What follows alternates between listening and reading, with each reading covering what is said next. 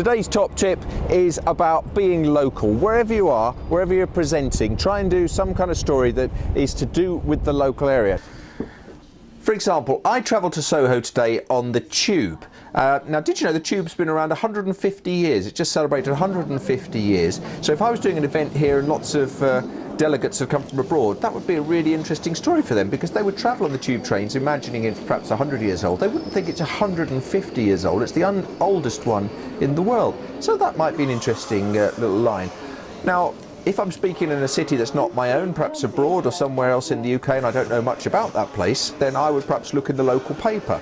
So there were, for example, on the Tube today, everyone was reading the Evening Standard, the free paper, and the big story was about Chris Huhne, the former cabinet minister who's now resigned as an MP and has admitted perverting the course of justice because his wife took speeding points for him over this claim about that.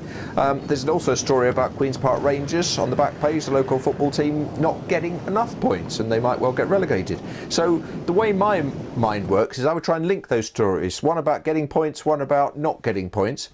And maybe the line would be something like, Queen's Park Rangers manager Harry Redknapp says he would be prepared to marry Chris Huhne if it was the only way to get some points. Now obviously today I'm in Soho Square, right in the heart of London, but what I want to tell you about is an event I did recently in Dublin, and on the way from the airport I just got chatting to the taxi driver and he told me that all of the statues in Dublin, they have the official name, and then there's the name that the locals call it. So there's one with a woman in a fountain which they call the floozy in the jacuzzi, there's one of Molly Malone which they call the tart with the cart, and there's the big spike, the Dublin spike, which is a great big sort of spike by the River Liffey, which the locals call the Rod to God, or the Stiffy by the Liffey. So try and localise your stories. That's the tip for today. I'm Jeremy Nicholas. If you have enjoyed these everyday in February videos, do subscribe to my YouTube channel or visit my website, which is jeremynicholas.co.uk. Thank you. Now the credits are rolling, as you'll have noticed, and I've actually forgotten to do the punchline from the island story. And I'm obviously not in Soho Square anymore. I'm back home now, so I'm going to add this on afterwards quickly. Here's some Jimmy shots just to distract you.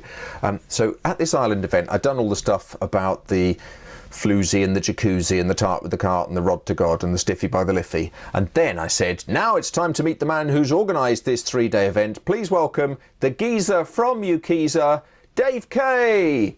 And of course it went down a storm. People were still laughing when we went to the Guinness Storehouse that night for the social. We all had a drink. Next morning I started the morning session with what a great night out we all had, proving once and for all that the geezer from Ukiza can organise a piss up in a brewery.